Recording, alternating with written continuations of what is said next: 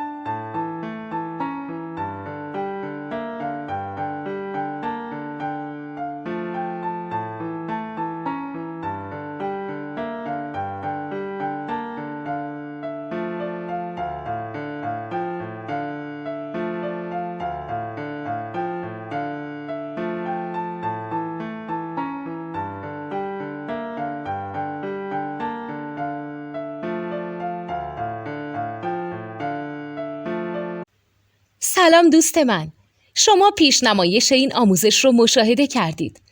برای دیدن آموزش به صورت کامل میتونید به وبسایت نوت 2 که مرجع آموزش موسیقی هست مراجعه کنید.